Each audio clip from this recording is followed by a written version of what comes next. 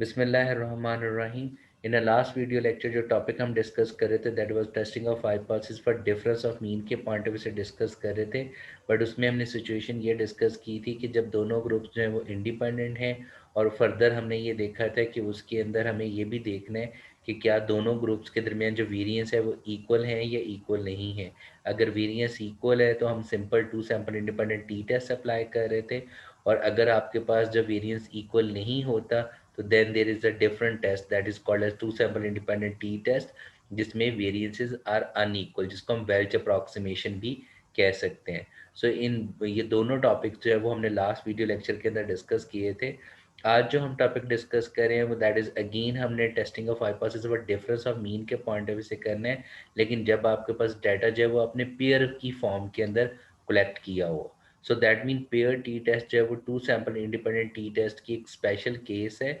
जब आपने डाटा जो है वो पेयर्स की फॉर्म के अंदर कलेक्ट किया हो तो वहाँ पे हम पेयर टी टेस्ट को अप्लाई कर सकते हैं।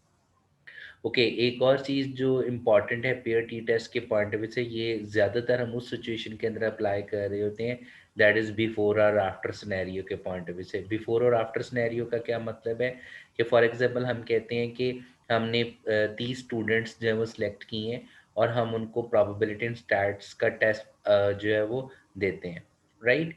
एंड देन फिर हम उसके बाद जो है वो उनको प्रोबेबिलिटी स्टैट्स का कोर्स पढ़ाते हैं, और देन फिर आफ्टर दैट उन्हीं स्टूडेंट्स को हम वही जो टेस्ट जो है वो दोबारा से दे रहे होते हैं। ठीक है, मे बी टेस्ट चेंज कर देते हैं बट दोबारा से प्रोबेबिलिटी एंड स्टैटिस्टिक्स का जो है वो एग्ज़ाम लेते हैं इन ऑर्डर टू चेक कि क्या उनको उस टीचिंग करने का, उस सब्जेक्ट को पढ़ाने का कोई डिफरेंस आया या नहीं डिफरेंस आया। ठीक है जी। सो दैट मीन हम क्या कर रहे हैं कि average marks obtain by each student before that teaching the course, okay, और after that teaching the course, that is before and after pair की शक्ल में आ जाता है। इसी चीज़ को आप ये भी देख सकते हो कि हम कह सकते हैं लेट से कि मैं पल्स रेट चेक कर रहा हूँ और मैंने 30 एथलीट्स को पिकअप किया और उनका पल्स रेट लिया। उसके बाद मैंने क्या किया कि मैंने उनके लिए एक रनिंग प्रोग्राम डिज़ाइन किया ताकि उनके पल्स रेट को मैं इम्प्रूव कर सकूं।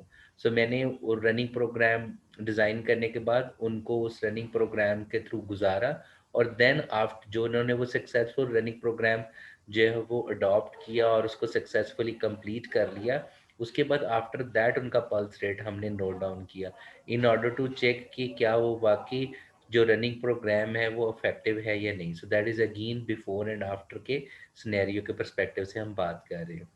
सो that mean pair T test हम दो सिचुएशन में अप्लाई कर सकते हैं, that is as a special case of the two sample independent t test, जब आपके पास दोनों वेरिएबल्स का डाटा जो है वो इक्वल हो, ठीक है, मीन पेयर की शक्ल में हो, या बिफोर एंड आफ्टर सिनेरियो के अंदर हम पेयर टी टेस्ट को अप्लाई कर सकते हैं।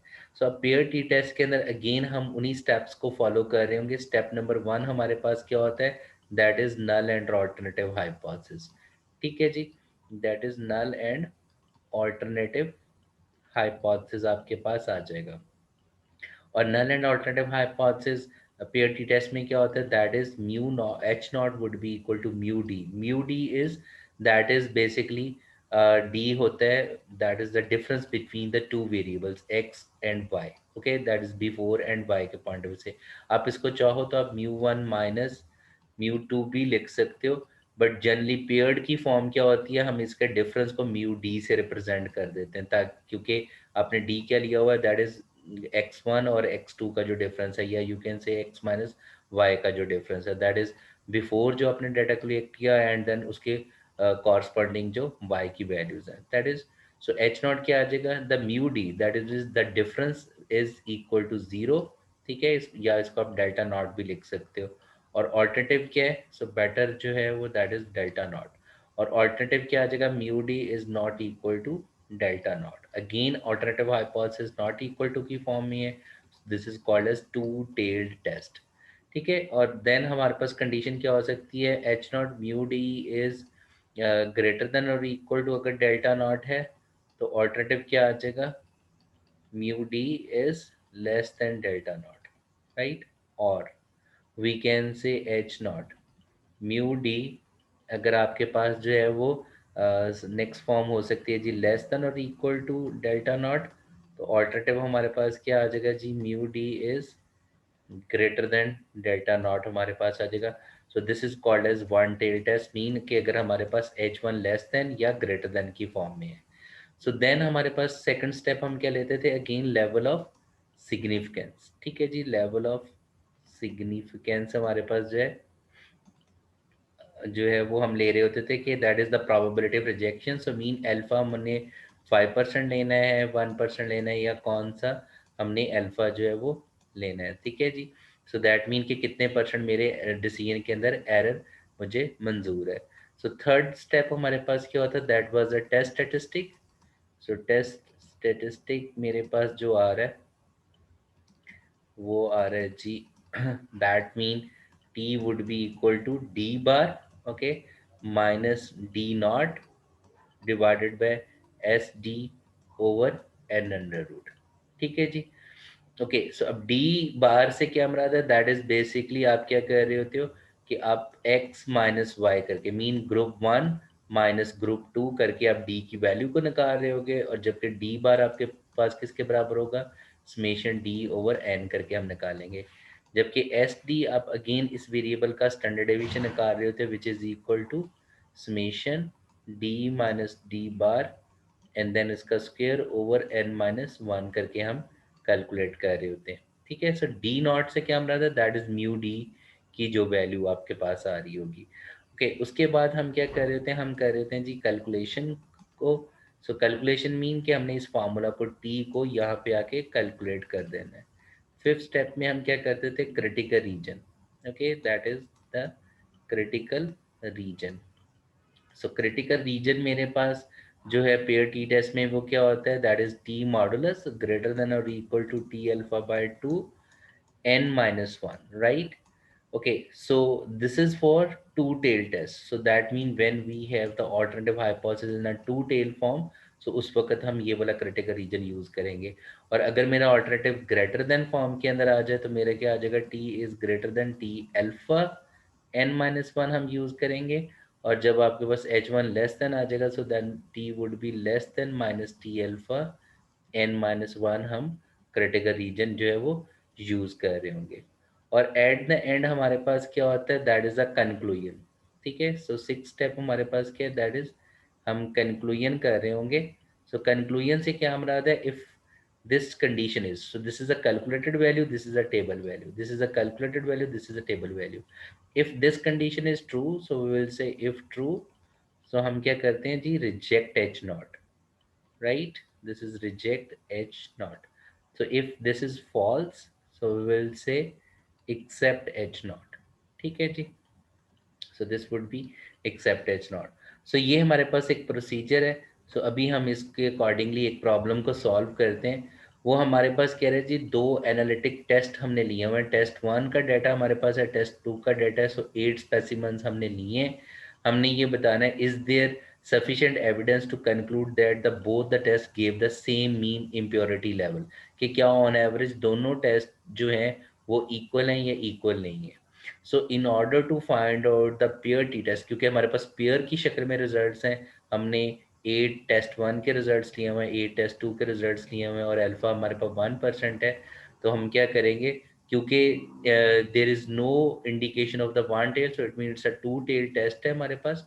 तो मेरे पास स्टेप नंबर वन में नल एंड ऑल्टरनेटिव हाइपोथेसिस क्या बन जाएगा, मेरे पास नल एंड ऑल्टरनेटिव हाइपोथेसिस जी आ जाएगा, H not mu D would be equal to zero. Okay, और ऑल्टरनेटिव क्या है, क्योंकि वो हमें कह रहा है डिफरेंस के अकॉर्डिंगली कोई वैल्यू नहीं है, so that mean this is zero. Okay, और ऑल्टरनेटिव क्या आ गया, not equal to zero, so it's a two tail test. Second हमारे पास क्या है, that is the level of significance. So level of significance means हमारे पास जो अल्फा की वैल्यू गिवन है वो उसने दी हुई है 1%, विच इज़ 0.1, राइट जी। थर्ड टेस्ट स्टेटिस्टिक्स क्या है हमारे पास, that is equal to T is equal to D bar minus D naught, D naught mean that is the value of this one divided by S D over N under root. और D bar हम कैसे निकालते हैं, हम कहते हैं कि सबसे पहले तो हमें डी निकालना है, which mean X minus Y करके, that mean test one minus test two करके हमारे पास डी आ जाएगा, जिसको मैंने डिफरेंस का नाम दिया हुआ है। सो दैट मीन 1.2 माइनस 1.4 करेंगे तो हमारे पास ये वैल्यू आ जाएगी, 1.3 माइनस 1.7 करेंगे तो ये वैल्यू आ जाएगी। और देन हमने क्या किया, आफ्टर टेकिंग द डिफरेंस मैंने उसकी एवरेज निकाली। So this is basically the value of D bar और this is the basically standard deviation of these values. So using S D formula, S D का formula हमने क्या discuss किया, that is square root of D bar minus D naught divide, और हम इसका क्या कर लेंगे जी, स्क्वायर करके समेशन, ठीक है जी। दिस वन सॉरी, सो आपके पास फार्मूला है D I minus D bar, इसका square and then summation divided by N minus one. So जो कि हमने लास्ट स्लाइड के ऊपर भी फार्मूला देखा, सो वो ऑलरेडी मैं कैलकुलेट कर चुका हूँ। This is the standard deviation of the difference variable, ठीक है। So this is S T answer using this formula. अब हमने क्या करना है, फोर्थ स्टेप में हमने अपने फार्मूला को कैलकुलेट करना है। So that is the calculation. So T would be equal to D bar है हमारे पास -0.21 माइनस क्या आ जाएगा जी 0 डिवाइडेड बाय एस टी कितना है जी 0.17 divided by square root of N. So square root of N mean specimens कितने हैं जी 8। सो यहाँ से हमने जो है वो टी को कैलकुलेट कर लेना है। ओके, फिफ्थ स्टेप में हम क्या करते थे, critical reason. So critical reason क्या है कि अगर अल्टरनेटिव हाइपोथेसिस टू टेल है तो आपके पास आ जाएगा जी टी मॉडुलस ग्रेटर देन और equal to T alpha by two N minus one, ठीक है जी। सो आपके पास अल्फा कितना है 0.01, so it mean this would be equal to 0.005। N कितना है 8, so 8 minus one this would be equal to 7। So यहाँ से हमने टेबल की वैल्यू को देख लेना है। सो टेबल की वैल्यू को अगर मैं फाइंड आउट करूँ, so that would be equal to against 0.05, ठीक है जी। सो मुझे 7 के अगेंस्ट इसकी वैल्यू को देखना, विच इज़ बेसिकली आ रही है जी 3.499, ठीक है जी। सो मेरे पास ये वैल्यू आ रही है 3.499। ओके, अब हमने इस वैल्यू को जो है वो कैलकुलेट करना है। सो इस वैल्यू को अगर मैं कैलकुलेट करूं तो वो मेरे पास जो वैल्यू बन रही है, so that is basically equal to, let me use the Excel file in order to calculate this particular formula. So वो हमारे पास जो वैल्यू बन रही है जी that is equal to minus 2.1।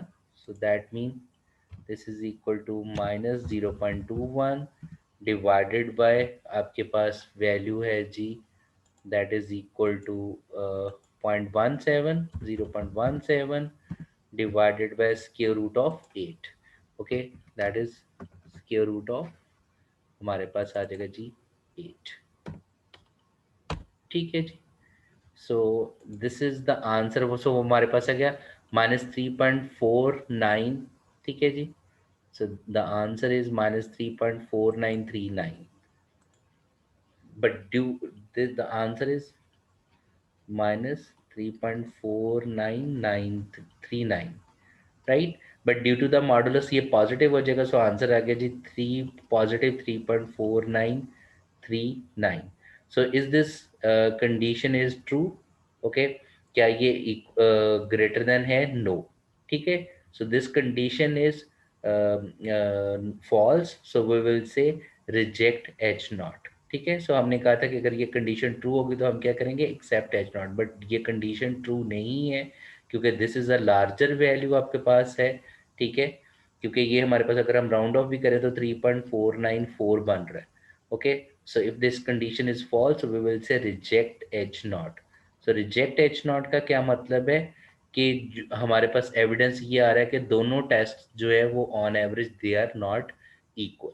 Okay, so अब हमारे पास आ जाते हैं हम सेकंड एग्जांपल की तरफ। इसमें वो हमें इंस्टेड ऑफ जो है वो टेस्टिंग करने के लिए हमारे पास क्या है, वो कह रहे हैं कि जो मैनेजर है fleet of automobilist want to test the two brands, ठीक है, ऑफ रेडिकल टायर। सो हमने ब्रांड वन और ब्रांड टू के परस्पेक्टिव से जो है वो करना है। सो इसमें हमारे पास अगेन 8 कार्स का डाटा हमारे पास अवेलेबल है, ठीक है, that is with respect to the mean life के परस्पेक्टिव से, ठीक है जी।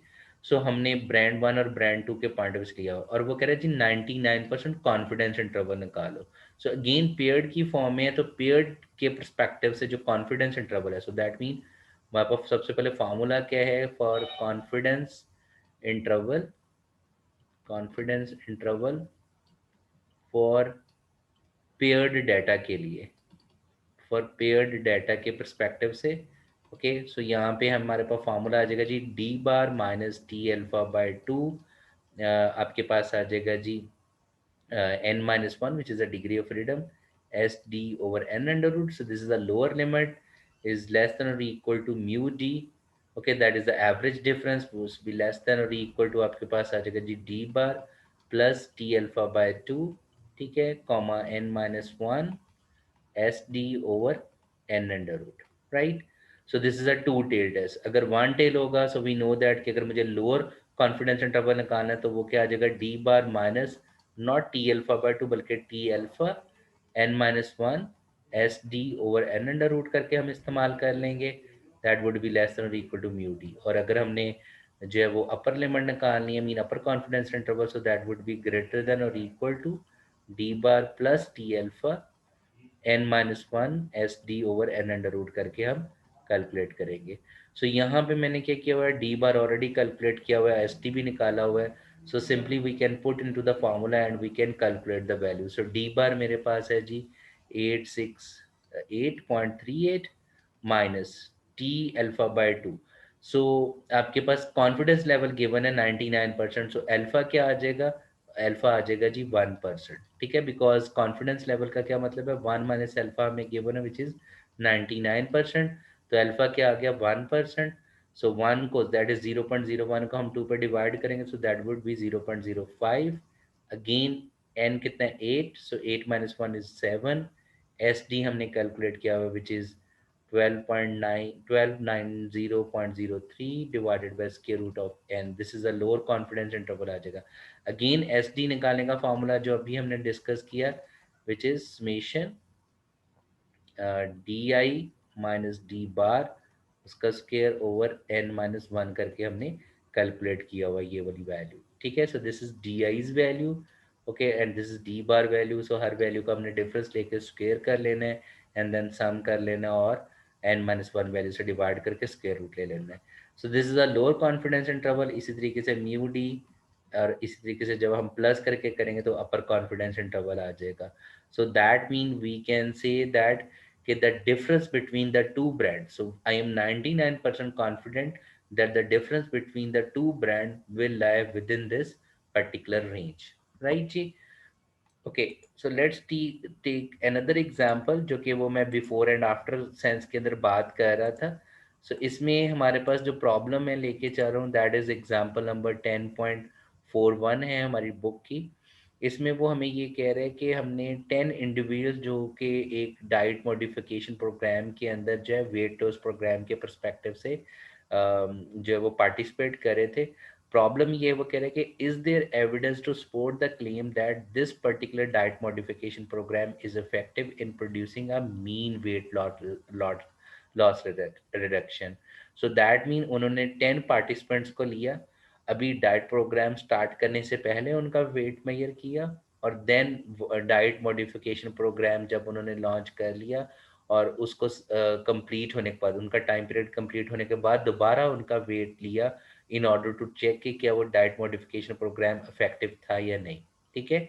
सो दैट मीन हमारा अब ये वन टेल बन रहा है, दैट इज कि मीन वेट रिडक्शन हुई है या नहीं। सो दैट मीन आपके पास जो अल्टरनेटिव नल और अल्टरनेटिव हाइपोथेसिस बनेंगे वो कुछ इस तरीके के बनेंगे that mu D is greater than zero. Mu D greater than zero का क्या मतलब है, दैट मीन कि आपके पास जो है वो H one mu D is greater than one का मतलब ये है कि that is mu before mean the average weight before is greater than the average weight after that diet program, ठीक है, दैट इज दिस वन। इस वजह से हमने रिडक्शन के अंदर ग्रेटर देन इसको यहाँ पे यूज किया हुआ। सो आपके पास और नल हाइपोथेसिस क्या बन जाएगा, मैंने को बताया था कि हमेशा आप इसको इक्वल टू भी लिख सकते हो, या आप क्योंकि ये ग्रेटर देन है तो आप इसको लेस देन और इक्वल टू भी लिख सकते हो, where D I is representing weight before minus weight after के परस्पेक्टिव से, ठीक है जी। एंड देन आपके पास लेवल ऑफ सिग्निफिकेंस हमारे पास क्या है जी 5%। टेस्ट स्टेटिस्टिक्स क्या है जगह T is equal to D bar minus D naught. So वो मैंने इसलिए नहीं लिखा क्योंकि यहाँ पे म्यू डी की वैल्यू क्या है 0। So divided by S T over N under root. और डी बार हमने कैसे कैलकुलेट किया, अगेन हमने सबसे पहले तो बिफोर और आफ्टर करके डी वाला कॉलम एक निकाल लेना है, विच मीन्स 195 माइनस 187, 213 माइनस 195 करके हमारे पास डी आई का एक कॉलम आ जाएगा। उससे हमने क्या कर लेना है जी, उस डी आई कॉलम से डी बार कैलकुलेट कर लेना है, which is summation D over N करके। और इसी तरीके से हमने sample standard deviation of D column निकाल लेना है, और सैम्पल साइज 10 है। सो इनको इस्तेमाल करते हुए हमारे पास T naught mean calculated value आ गई। देन क्योंकि वन टेल टेस्ट है तो हमारे पास क्रिटिकल रीजन क्या लग जाएगा, T alpha N minus one. ठीक है, सो आपके पास आ जाएगा basically this is a calculated value is greater than is equal to T alpha N minus one. So alpha कितने 0.05, N minus one, so N कितने थे 10, सो 10 माइनस वन किया तो 9 आ गया हमारे पास। ठीक है, according to this particular problem 10 observations थी। तो हमने टेबल में जब देखा वैल्यू, सो 9 के against 0.05, so this is 0.05, this is 9, तो हमारे पास वैल्यू क्या आ गई जी 1.833। ओके, सो वो आ गया 1.833। अब हमारे पास ये कैलकुलेटेड वैल्यू है, दिस इज जो आपके पास आ रही है वो जो आ रही है that is basically the table value. So हमने कहा था कि if this condition is true we will say reject H naught. So reject H naught का क्या मतलब है, हमने एच वन को एक्सेप्ट कर लिया, दैट मीन्स कि वेट वाकई लूज हो रहा है, so that mean that diet modification program is the effective program in order to lose the weight. So thank you so much, see in the next video.